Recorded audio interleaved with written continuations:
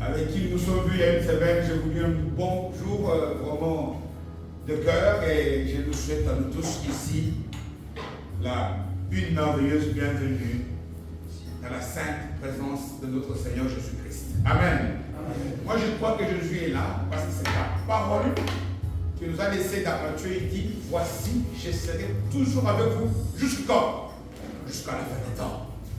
Et il dit aussi que là où il y a deux ou trois, ou plusieurs naturellement, réunis en mon nom, il est où? Il est là. Et qu'il nous fasse du bien, qu'il te parle, qu'il me parle, et surtout qu'il nous indique la bonne direction sur laquelle nous devons marcher pour que ces bontés ne cessent de se manifester dans nos vies. Amen.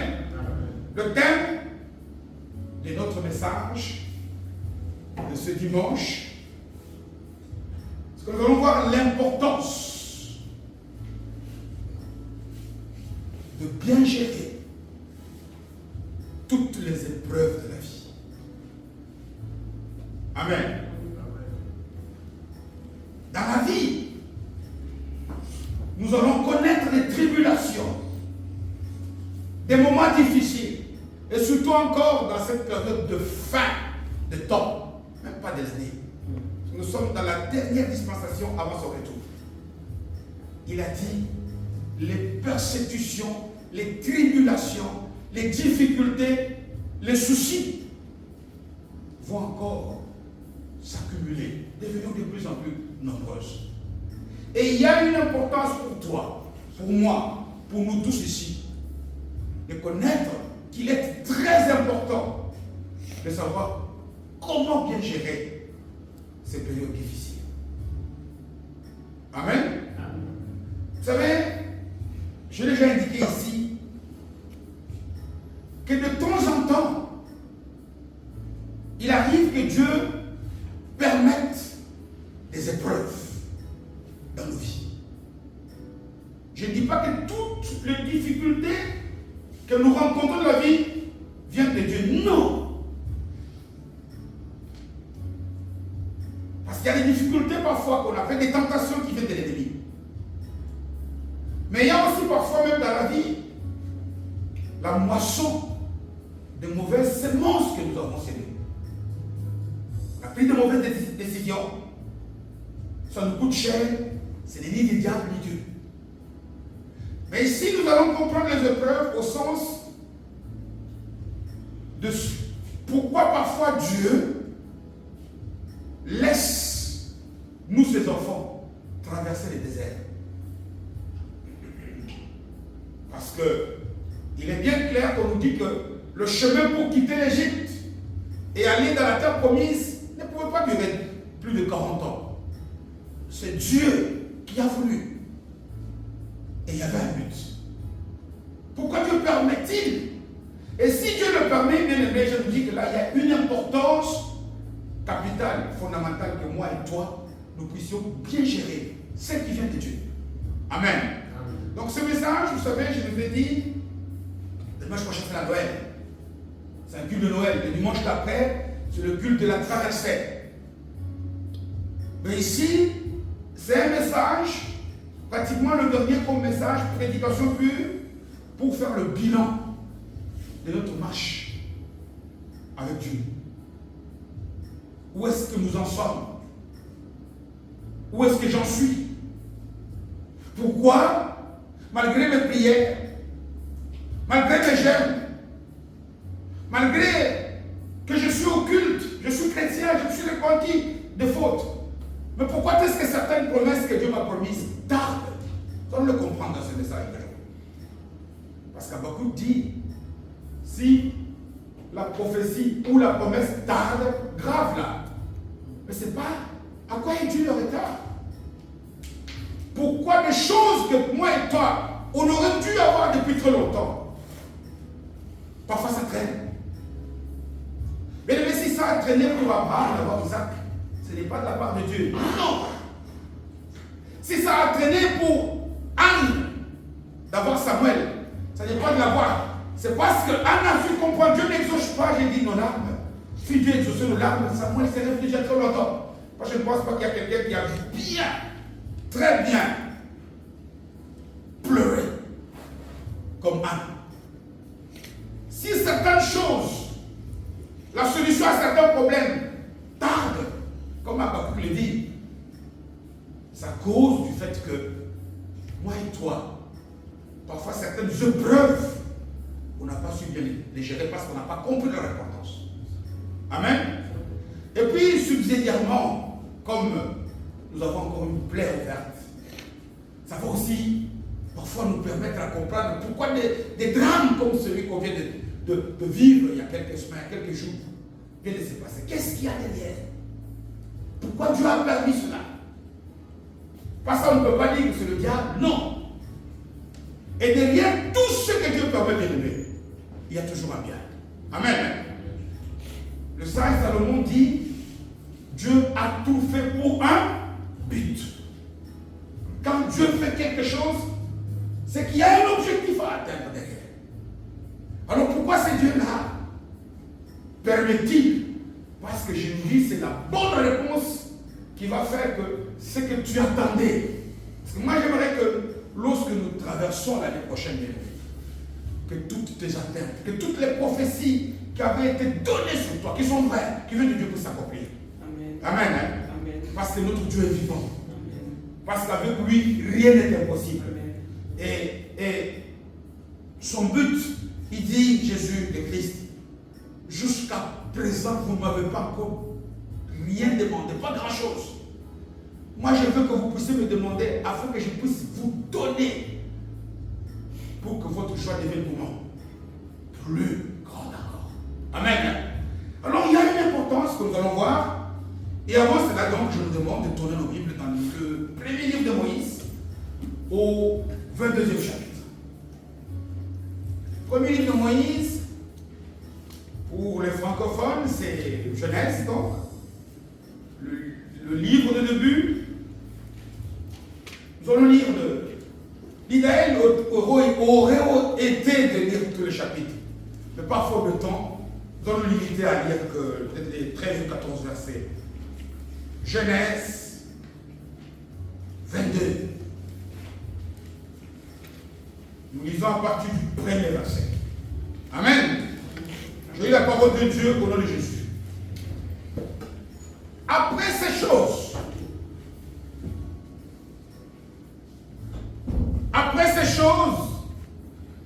Dieu mit Abraham à l'épreuve et lui dit, on dit bien Dieu a mis quoi? Qui? Abraham à l'épreuve. Quelque chose de dur pour Abraham, mais venant de Dieu. Il lui dit, Abraham, il répondit, me voici. Dieu dit, prends ton fils, ton unique, celui que tu aimes, Isaac, va-t'en au pays de Moria, et là, offre-le en holocauste sur l'une des montagnes que je te dirai. Au verset 3e, il dit, Abraham se leva de bon matin, sella son âne et prit avec lui 2 serviteurs et son fils Isaac. Il fendit du bois, donc il est allé couper du bois. Quel travail! Pour l'holocauste. Et parti pour aller au lieu que Dieu lui avait indiqué. Le 3e jour, donc il a marché 3 jours durant.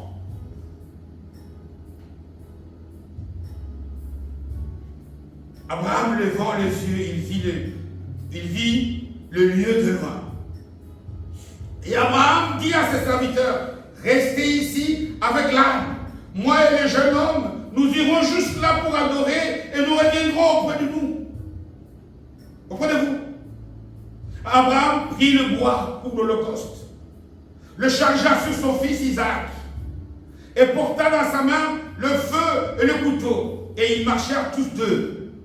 Alors Isaac, parlant à Abraham, son père dit, mon père. Et il répondit, me voici mon fils. Isaac reprit, voici le feu et le bois. Mais où est l'agneau pour l'Holocauste? Abraham répondit, mon fils, Dieu fera quoi? Pourvoira lui-même de l'agneau pour l'Holocauste. Et ils marchèrent tous deux ensemble. Lorsqu'ils furent arrivés au lieu que Dieu lui avait dit, Abraham y leva un autel et rangea le bois. Il lia son fils Isaac et il le mit sur l'autel par-dessus le bois. Puis Abraham étendit la main et prit le couteau pour égorger son fils. Alors l'ange de l'Éternel l'appela des cieux et dit, Abraham, Abraham, et il répondit, me voici. L'ange dit, n'avance pas ta main sous l'enfant et ne lui fais rien, car je sais maintenant que tu crains Dieu. Dieu ne savait-il pas que Abraham le craignait? Et que tu ne m'as pas refusé ton fils, ton unique. Abraham leva les yeux et vit derrière lui un bélier retenu dans un buisson par les cornes. Et Abraham alla prendre le bélier et il l'offrit à l'Holocauste à la place de son fils. Abraham donna à ces lieux le nom de Jéhovah Jireh. C'est pourquoi l'on dit aujourd'hui, à la montagne de l'Éternel, il sera quoi? Pourvu. Acclamons la gloire du Seigneur.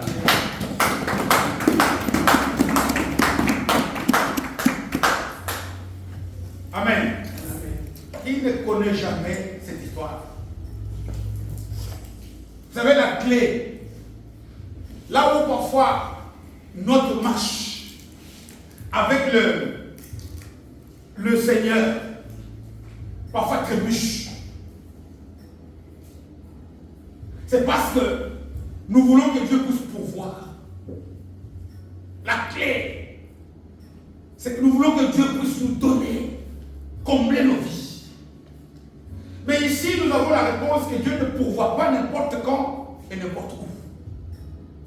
C'est lorsque nous sommes où? À la montagne du Seigneur. Nous avons ici une clé. Je dis, parfois la promesse tarde parce que tu n'es pas encore à la montagne du Seigneur. Et tant que tu n'y es pas arrivé, Dieu ne fait rien. Parce qu'on ne dit pas que Dieu est derrière nos prières. Non! Dieu est derrière quoi? Sa parole pour l'accomplir. C'est lorsque tu caches tes prières derrière la parole de Dieu que Dieu les entend. C'est lorsque la parole porte ta prière qu'à ce moment-là, cette prière-là intéresse Dieu. Tout ce que nous faisons ici, parce que on a partagé ici il n'y a pas longtemps, beaucoup de gens prient. Beaucoup de religions prient. Donc nous avons compris que ce n'est pas tout simplement le mot prière qui compte, mais c'est une prière portée par la parole. Cette prière-là compte aux yeux de Dieu.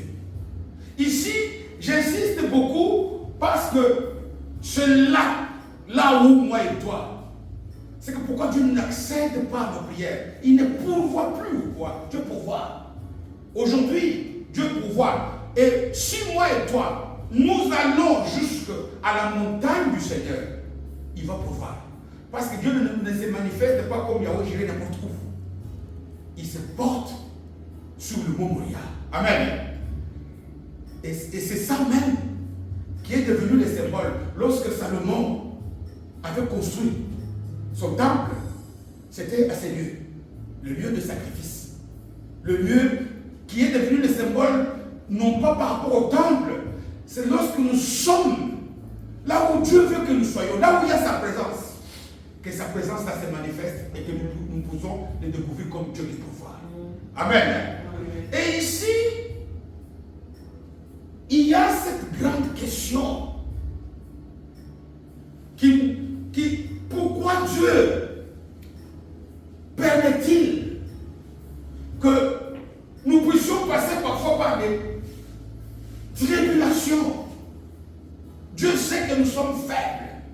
Il le sait. Pourquoi veux-tu parfois, pourquoi attend-il que tu puisses prier pour cette question-là jusqu'aujourd'hui? Pourquoi est-ce que Dieu voudrait qu'il y ait des drames comme celui qu'on a connu? Qu'est-ce que Dieu tire comme intérêt derrière cela? Voilà une question, la plupart, une série de questions que la plupart d'entre nous ici se posent. Dernièrement, combien de fois, moi et toi nous sommes posés, mais pourquoi Dieu a permis ça? Je le dis et je le répète, derrière tout ce que Dieu permet dans ta vie, dans ma vie, dans nos vies, il y a toujours un objectif. Amen. Amen. Dieu ne fait jamais rien au hasard. Dieu n'accepte pas que tu puisses traverser le désert parce qu'il le fait. Non. Il dit dans Deutéronome, ça c'est le discours de Moïse, chapitre 8e, versets 2 et 3. Il dit quoi? Je vous ai laissé passer par le désert, d'abord parce que je voudrais voir les dispositions de vos cœurs. Et puis je voudrais voir si vous respectez, vous obéissez à mes commandements. Et c'est là où il récite cette parole qu'il avait dit dans le désert devant Satan, pour que je puisse savoir, que vous puissiez savoir que l'homme ne vivra pas seulement du pain, mais de toutes paroles qui sont de la bouche du Seigneur. On va essayer de comprendre qu'est-ce qu'il a voulu dire par là. Pourquoi est-ce que Dieu, pour qu'il puisse voir les dispositions des cœurs de ces gens-là, pour qu'ils puissent voir s'ils obéissent, pour qu'ils puissent savoir qu'il n'y a pas que la nourriture physique, il a accepté que son peuple puisse tourner pendant 40 ans dans le désert. Pourquoi est-ce que Dieu agit comme ça? Je dis que la plupart d'entre nous, on se pose cette question. Mais avant que je puisse aller dans la profondeur du message, je voudrais vous dire 3 choses. Amen. 3 choses qui sont comme loi. Si toi, tu veux réussir encore dans les 2 semaines qui restent ici, tu dois tenir compte de ces choses-là. On ne juge jamais qui? Dieu. Amen. Pourquoi je le dis? C'est-à-dire, quand je dis on ne juge jamais Dieu, c'est-à-dire que nous devons savoir que la manière de procéder, comment Dieu agit, Dieu n'agit pas comme les hommes. Ce sont de nous poser ce genre de questions. Savez-vous qui va nous donner la réponse? C'est le diable. Parce que Dieu ne nous a pas caché. La manière d'agir de Dieu, Dieu n'agit pas comme les hommes. Nous voulons que pour avoir tout soit facile. Dieu veut que pour avoir tout soit comment? Ça c'est Dieu. Les voies de Dieu ne sont pas comme qui? Comme les voies des autres. Dieu agit comme il veut. Regardez que la plupart des gens qui ont fait des exploits avec Dieu, tous, c'est parce qu'ils ont su bien gérer le chemin du désert par lequel Dieu les a conduits. Et même dans le désert, il n'y a que les Caleb, il n'y a que les Josué. Les autres qui n'ont pas su bien gérer ces épreuves, ils ont fait quoi? Ils sont morts dans le désert. Amen. Dieu a sa manière de travailler, ne lui dit pas de changer. Quand tu poses la question, c'est bon, mais pourquoi Dieu veut-il que je puisse savoir ceci? Tu es en train de te dire que toi, tu connais mieux que Dieu. Tu sais ce que Dieu fait et comment? Eh bien. Tout ce que Dieu fait est bien. Regardez par exemple, parfois quand je réfléchis, Dieu veut sauver l'humanité. Il envoie Jésus le Christ qui est Seigneur. Mets-toi un peu dans ton imaginaire, un court instant que tu es à la place de Dieu. Tu vas envoyer le Messie. Comment tu vas le faire? Tu vas faire en sorte que lorsque le Messie arrive ici, que personne n'ait de doute. Mais Dieu fait le contraire. Amen. Jésus a été né dans une porcherie. Tu y crois ou tu n'y crois pas, c'est ton problème. Dieu agit comme ça. Dieu a voulu que son fils, qu'il n'y ait même pas de place dans des hôtels, qu'il naisse. Dieu vient, il rencontre cette pauvre dame au puits de Jacob, la Samaritaine, n'est-ce pas? Dieu dit tout simplement, je suis le Seigneur Jésus. Tu vois le miracle que tu as fait. Il dit, si tu savais, même regardez tous les exemples dans la Bible de Jésus. Toi et moi, nous sommes au nom de Cana. Il y a le vin qui arrive à manquer. Tu as la possibilité de faire du vin. Quel humain va attendre que Marie vienne lui dire, est-ce que tu ne peux pas les aider? Tu vas montrer que tu es le Messie. Dieu n'agit jamais comme ça. Dieu agit, on dit, les pensées de Dieu ne sont pas les pensées qui? de l'homme. Voilà pourquoi il chasse Pierre. J'aimerais que ça puisse rester là. Mais, tu vois, parfois nous échouons parce que nous pensons que Dieu réfléchit comme nous. Là, selon tes pensées, Dieu te dit d'aller à gauche. Les pensées de l'homme font à la gauche. Mais Dieu veut que tu ailles à droite. Tu refuses, voilà pourquoi les choses prennent encore. Amen. Parce que tu dois faire ce que Dieu dit. Tu dois faire comme lui veut, même si ça paraît contraire à ta logique. Il est dit à Pierre, si bien dans Matthieu 16, je pense, il lui dit, arrière de moi Satan, quand il parle à Pierre à ce moment-là, qui a hérité des pensées qui sont venues du diable. Là, tu as réfléchi comme un homme. L'homme réfléchit comme le diable. Nous avons notre logique. Aujourd'hui, tes histoires traînent encore. Parce que tu es fixé sur le raisonnement humain. Dieu dit, vous êtes malade, on impose les mains. Les mains ici, ça fait quoi? Ah bon, là tu réfléchis comme un homme. Et l'homme réfléchit comme le diable. Regardez comment Dieu, lui, nous dit, il a sa façon de faire, et la manière d'agir de Dieu, c'est difficile, c'est inhumain, c'est compliqué pour nous, mais nous devons accepter. Amen. Si Dieu te dit fais, le problème ce n'est pas que c'est dur. Le problème c'est que ça vient de Dieu. Ça vient de Dieu quand? Non pas quand on te l'a dit par un pasteur, non. Quand c'est que tu as écouté dire quoi? C'est la parole du Seigneur. Que ça vienne d'un pasteur, que ça vienne d'un frère, d'une soeur. Mais si ce qu'il te dit de faire, c'est une vérité contenue dans la parole de Dieu, fais-le. Même si c'est illogique pour toi. Amen. Et ici, il le dit comme ça, il le fait, il le connaît lui-même. Il a des voies différentes aux voies des hommes. Mais le problème, c'est quoi? Si tu suis ces voies-là, si tu marches dans ces voies qui te paraissent difficiles, insondables, compliquées, il fera concourir comment? Toi, ton bien. Voilà, Paul le dit, Romains 8, 28. C'est ça l'avantage avec Dieu.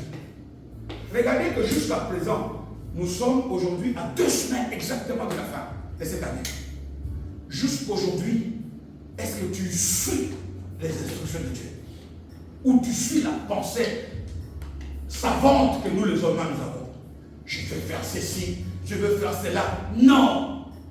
Nous devons faire des choses. Si tu fais des choses comme Dieu veut que tu le fasses, ah ben, selon Romains 8, 28, il fera tout concourir au bien de qui? C'est ton bien. Acceptons, bien aimé, que la facilité n'est pas toujours celle qui donne.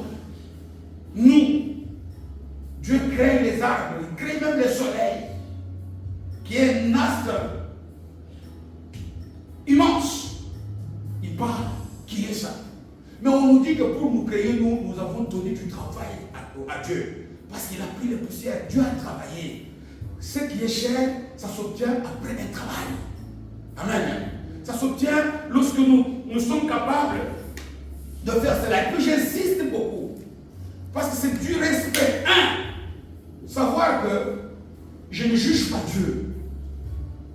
Il fait comme il veut. Et la manière de faire de Dieu doit me paraître bizarre, compliquée. C'est pas moi qui le dis. Paul le dit, Romains 11, 33. Il dit, les voies de Dieu sont compliquées, difficiles. Amen. Ils ne sont pas faciles à saisir. Et je peux nous citer des tas, chacun d'entre nous ici. Regarde, pourquoi a-t-il attendu, par exemple, que les Daniel arrivent? Pourquoi il a attendu? S'il n'avait pas attendu, il n'y aurait pas eu de mort du temps. Amen. Il attend parce qu'il est Dieu. Parce que Dieu n'agit pas comme un homme. Dieu veut que lorsqu'il agit, on dit ça c'est Dieu. Amen. Ça c'est Dieu. Dieu ne fait pas comme les hommes. Toute chose qui correspond aux méthodes que les humains peuvent faire, Dieu n'adopte pas cette méthode. À partir du moment où il y avait encore des gens capables de trouver du vin, Jésus n'agit pas. Mais lorsque la fête allait se gâcher, et que Marie, sa mère porteuse, vient lui dire, elle va dire à ces gens-là, faites ce qu'il vous dira. Mais vous remarquerez que quand ces gens-là amènent des vases, on y met de l'eau. gens-là quittent avec les vases pour aller servir, c'est à cause de l'eau. Qui d'entre nous est capable d'accepter ça? Mais je suis encore malade. Va. Dieu est toujours derrière sa parole. La parole de Dieu ne peut pas retourner vers Dieu sans avoir accompli ses pourquoi. Elle est comme la pluie. Et nous devons avoir ce genre de choses, comment dirais-je, bien gravées dans nos cœurs, comme dans du mal. Pourquoi? Parce que, vous savez, lorsque nous venons à Jésus, quand on lit le livre d'Éphésiens chapitre 4, on nous dit que Dieu a donné ce qu'on appelle les 4 ministères. Et le 4 ministères là, on dit que c'est pour le perfectionnement des saints, n'est-ce pas? En d'autres termes, quand on vient à Jésus, c'est comme si on rentrait dans une école où on doit nous former, où Dieu veut que nous puissions, comme dans 28, il dit, je fais tout conclure au bien de ceux qui aiment, mais 29e verset, il ajoute, il dit, tous ceux que je voudrais qu'un jour ils deviennent à l'image de Jésus. Amen. Et notre problème, c'est que c'est au travers de ce parcours, parce que si tout est facile, tout sera facile. Regardez quand même Jésus nous dit dans Matthieu 7,7, demandez, cherchez, et puis frappez. Demandez, ça c'est le niveau des bébés spirituels, des gens qui viennent de naître. S'il y a qu'un enfant, quand il vient, donne-moi le bonbon, tu donnes facilement. Amen. Même quand le bébé n'a pas demandé, tu veux m'acheter quand même. Parfois il jette. Mais quand on devient de plus en plus mature, là on va commencer à faire quoi? À chercher. Parce que chercher implique un certain travail, n'est-ce pas? On cherche ce qu'on ne sait pas. Et lorsqu'on a cherché, qu'on a trouvé que c'est dans une boîte, là il faut frapper pour avoir. Nous, la plupart d'entre nous ici, au lieu de chrétiens, nous sommes restés au niveau du demandé. On n'aime rien faire. Au niveau des bébés. Or, aussi longtemps que l'héritier est encore enfant, il vit comment? Comme un esclave. Galates 1,4. Les grandes choses, Yahweh dirait ça, c'est aux adultes, aux fils, aux chrétiens matures. Un chrétien mature, lui, il doit travailler, il doit chercher, et même parfois frapper. En fait, je ne dois pas me perdre ici. Dans ces 2 semaines qui nous séparent la fin de l'année, retenons ça. Cessons de vouloir que Dieu fasse des choses comme nous on veut. Il ne fera jamais.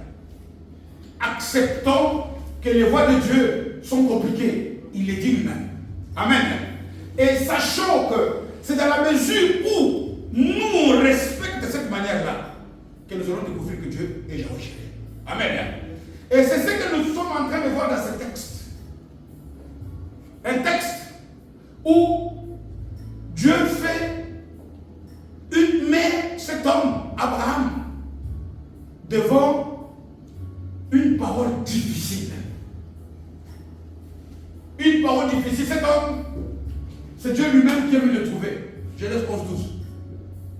Quitte ton pays, etc. C'est Dieu lui-même qui lui a dit, je ferai de toi père comment? D'une multitude. C'est Dieu.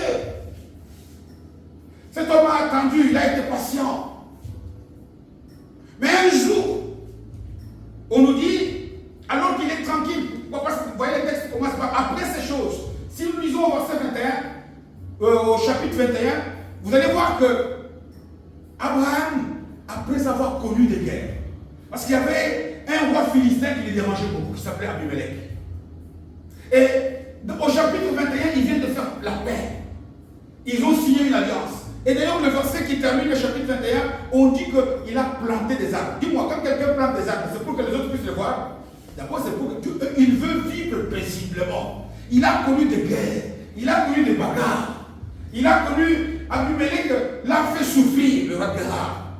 Mais maintenant, ils font la paix. Tout de suite, on arrive au 22e chapitre. Dieu il vient, il lui demande quelque chose de compliqué. Dieu, toi-même. C'est toi qui m'as dit que tu feras de moi le père d'une multitude. C'est de ta bouche que tu confirmes que c'est le seul que j'ai.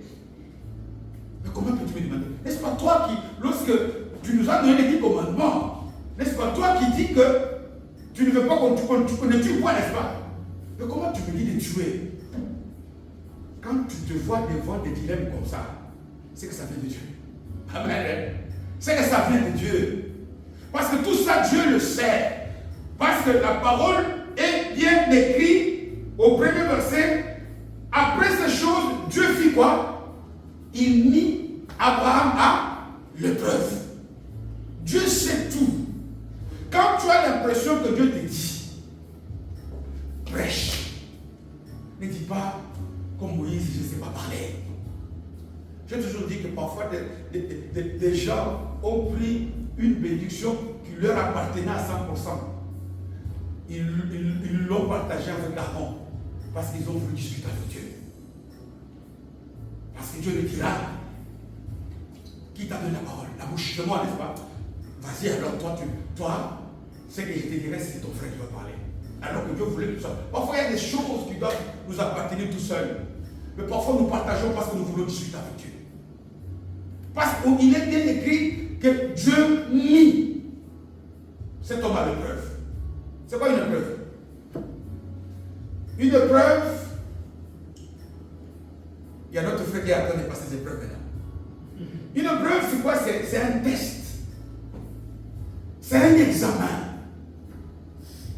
Une épreuve, tu ne peux pas passer d'un niveau à un autre sans avoir, comment dirais-je, réussi aux épreuves.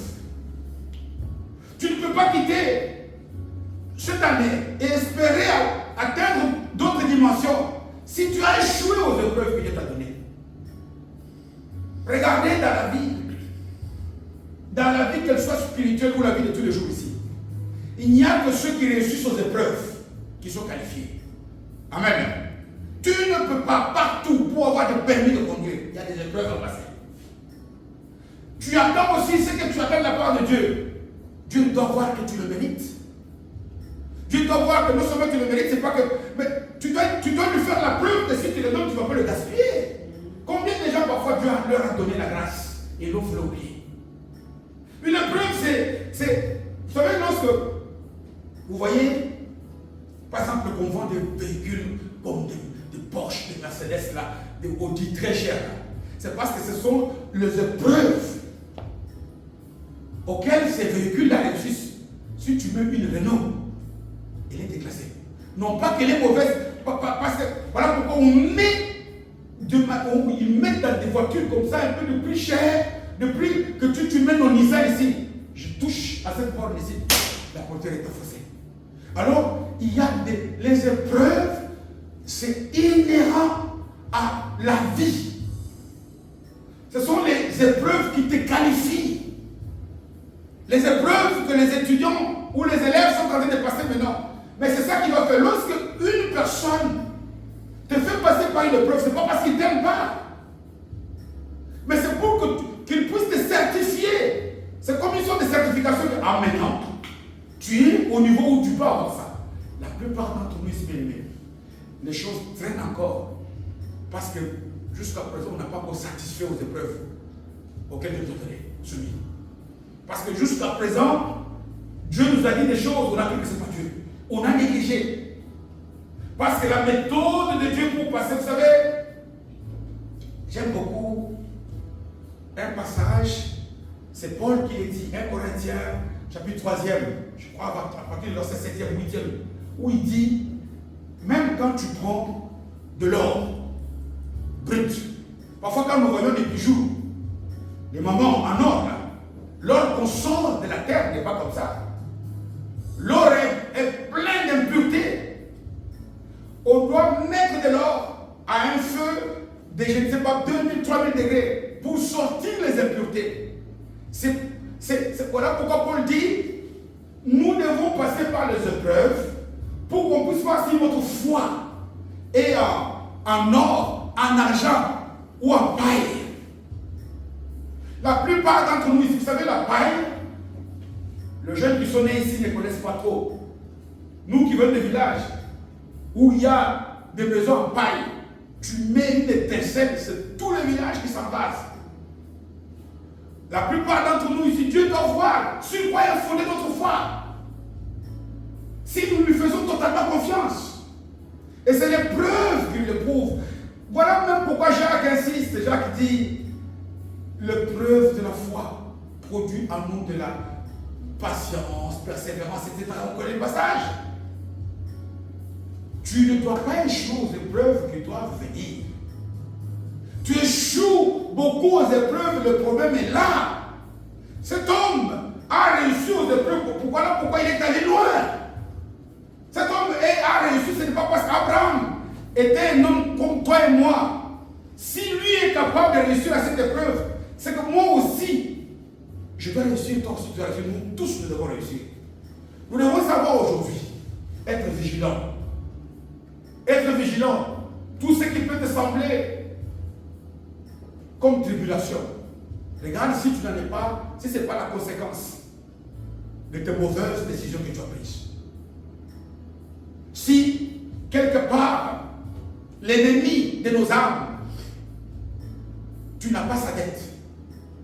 Parce que Jésus pouvait dire, il vient, je n'ai rien de mieux à moi, alors il ne peut pas m'atteindre. Mais si tu crois que tu as dans ta foi, que tu marches bien, et que tu vois une difficulté, bien aimé, fais confiance à Dieu. Parce que regardez que cet homme, Dieu lui demande l'impossible. Nulle part au monde, Abraham a dit, mais mon Dieu, regardez un peu l'attitude de cet homme, comment il agit. Nulle part, il ne sait poser des questions. Ce sont de nous poser des questions. Ce sont de poser des questions à Dieu. Dieu a sa manière de travailler. Faisons des choses comme Dieu veut que nous puissions les faire. Cessons de faire des choses comme nous, les humains, on veut que ça se fasse. Dieu prend cet homme, il lui pose la question. Et d'ailleurs, ce n'est pas la seule épreuve qu'il lui a donnée. Ça, c'est le sommet pour qu'il puisse pour voir. Dieu a commencé le fait de lui dire de quitter son confort naturel, quitter sa zone de confort, se jeter dans le connu. Beaucoup d'entre nous ici, nous avons du mal à accepter. Nous voulons que quand Dieu nous dit des choses, nous devons au préalable savoir les résultats, les fruits. Non. Dieu veut que nous puissions aller et voir les résultats après. Il est celui qui ouvre une porte. Quand tu l'ouvres, alors tu peux passer par une autre. Il a dit à cet homme, quitte. Il est parti. À un moment donné de la vie, Dieu lui avait fait la promesse d'avoir des enfants. Il a attendu longtemps. Parce que les épreuves, il y en a toutes sortes. L'épreuve du temps. Combien échoue à cette épreuve-là? Combien échoue? L'épreuve du manque de quelque chose. Combien échoue? L'épreuve parfois de prendre des décisions qui vont dans le sens de Dieu. Comme il l'a fait par exemple pour se séparer avec l'autre. Ce n'est pas facile. Il a fallu le faire, il l'a fait. L'épreuve pour se séparer par exemple avec Ismaël. Ça n'a pas été facile, il a réussi. Et ici, il y a l'épreuve des épreuves. Pour moi, l'épreuve qui englobe toutes les autres épreuves. Qui est quoi? Quelle a été l'épreuve? Qui est l'épreuve de l'épreuve? La manière dont tu réussis cette épreuve, tu vas toi aussi dire qu'à la montagne du Seigneur, tu peux voir. Amen. C'est l'épreuve du sacrifice. Le sacrifice. Nous voulons le sacrifice est la chose que moi et toi on déteste. Or, c'est dans les sacrifices qu'il y a la révélation de Dieu qui fait quoi? Du pouvoir. Sacrifier notre temps pour la prière. Sacrifier nos moyens pour Dieu. Sacrifier, c'est quoi? C'est que j'ai quelque chose qui me donne un avantage. Mais je le cède volontairement pour le besoin de l'autre. Combien d'entre nous ici? Parce que offrir Isaac en sacrifice, ce n'est pas pour l'avantage d'Abraham. Abraham perd ou fait semblant. Abraham, lui, accepte. Nous avons du mal à accepter le sacrifice. Et c'est ça le message par lequel Jésus veut que nous puissions passer. Dorénavant, acceptons de sacrifier pour Dieu, pas pour les hommes. Sacrifier tout ce que nous avons. Nous sommes trop logiques. Nous sommes trop logiques. Nous sommes trop égoïstes. vers nous. Dieu veut que nous puissions nous tourner vers lui. Et lui se manifeste par rapport à ce que nous faisons par rapport aux autres. Il dit à cet homme, quitte. Non, prends ton fils. Et il y a ici 3 choses que je veux nous communiquer et on clôt le message, qui résument l'attitude de cet homme. Toi et moi, lorsque nous imitons ces choses-là, à la montagne du Seigneur, il sera quoi? Profit. 3 choses. 3 choses qui manifestent. Tu es dans ces choses-là. Toi aussi, tu vas garder ton Isaac. Et Dieu va te donner plus. Lorsque Dieu parle à cet homme, il ne dit mot. Il s'exécute. Vous savez, lorsque la tribulation arrive, lorsque le drame arrive, Dieu ne nous prive pas de pleurer. Mais à un moment donné, lorsque tu peux résumer toute l'attitude d'Abraham décrite dans ce passage, il écoute, il se lève de bon matin, il prend l'âne, il prend 2 serviteurs, il va couper du bois. Ça montre que cet homme était comment? Calme. Restons calmes. Lorsqu'il nous manque des choses, vous savez, lorsqu'on est agité, un esprit agité ne fait que commettre des péchés. Proverbe dit, c'est dans le calme et la tranquillité qu'il y a notre salut. Restons calmes. Restons calmes. Le calme est très important. Je ne sais pas ce que tu as attendu de la part de Dieu jusqu'aujourd'hui. Ne t'agite plus. Ce sont de nous agiter. Ce sont de nous poser beaucoup de questions. Ce sont de condamner Dieu. Ce sont de tirer essayons tout simplement de rester comme l'attitude d'Abraham. Cet homme a su garder quoi? Son calme et sa tranquillité. La maîtrise de soi. Ne cesse de là. Dis Dieu, j'ai écouté le message que tu as donné le dimanche. Dorénavant, je me tais. Dorénavant, je t'écoute toi. Regardez, lorsque Dieu parle, lui, tout simplement, ce qu'on entend de la bouche d'Abraham, c'est quoi? Mais voici, ne crois pas que toutes les prières que tu as adressées à Dieu n'ont pas entendu. Ne répète pas. Dieu n'est pas sourd. Maintenant, c'est le temps pour toi pour attendre, rester calme, attendre les instructions qu'il va te donner. Où est-ce qu'il veut que tu puisses te diriger? C'est là dans le calme. Vous savez, si Abraham était agité, il n'aurait jamais compris très bien le message. Peut-être qu'il serait parti dans la mauvaise direction. Nous sommes trop agités à tel point que nous avons pris peut-être maintenant la voie que Dieu nous a pas donnée. La direction qui est contraire à celle où il y a notre bélier, où il y a la provision qui est apportée pour moi. Restons, apprenons à rester calmes. Apprenons à faire confiance en Dieu. Rester tranquille. Savoir que lorsque ce que j'attends, c'est Dieu qui m'en a fait la promesse. Dieu a dit, je serai père d'une multitude. Alors s'il est capable de reprendre Isaac, ça c'est Dieu. Moi je veux faire ce que il est resté calme. Amen. Deuxième chose qu'on remarque dans l'attitude d'Abraham, qui fait que moi et toi nous puissions échouer ou réussir, c'est que tout n'est pas à dire à tout le monde. Amen. Tout n'est pas à dire à tout le monde. On a déjà partagé dans cette église, ici un dimanche, sur le silence parfois, qui est une arme. Regardez combien de fois parfois même le Seigneur lui-même restait silencieux. Nous parlons beaucoup. Regardez même lorsqu'il arrive, il dit, les serviteurs curieux lui posent la question, mais restez ici. Moi et le Seigneur, moi et l'enfant, nous allons adorer. Est-ce qu'il a menti? Non. Est-ce que vous savez que l'adoration est un sacrifice? Hein? Adorer, quand tu adores, tu dois te fatiguer. Amen. Parce que même, c'est peut-être pas, on en parlera une autre fois. Parfois, quand on sort de la montagne, quand Jésus, Pierre, Jean et Jacques sont allés à la montagne, il y a eu une transfiguration, ils étaient en extase. C'est ça l'adoration. Ils sont rentrés fatigués. Amen. Tout ça pour dire, tout n'est pas à dire à tout le monde. Nulle part on voit qu'il a dit quelque chose. Je ne dis pas qu'on a tout caché. Mais il y a des choses, des révélations que tu peux dire à quelqu'un, c'est pas moi. Je vais à la retraite. Combien de fois tu as fait ta retraite là? Il peut, vous savez, parfois, il y a un poison que le diable peut te. Ah, maintenant tu dis, bon, il a raison. Ou quelqu'un peut te. Tu as déjà fait, nous avons par exemple, la semaine qui commence au milieu, on commence l'autre jour. Ah, combien de fois j'ai déjà gêné? Bien aimé, combien de fois peut-être Abraham était parti à cette montagne-là? Tous les jours ne sont pas quoi? Les dimanches. Qui sait si cette fois-ci c'est la bonne? Sachons garder silence. Tout n'est pas à partager à tout le monde. Regardez même au fils lui-même. Parce qu'on dit jeune homme, lorsqu'on lit un peu, comment on dit, la littérature chrétienne, théologique, on dit que ce n'était plus un enfant. Il avait une trentaine d'années probablement. Mais il n'a pas fait, il a dit, il est parti lui aussi. Il était docile parce qu'il avait confiance à ce que son père lui disait.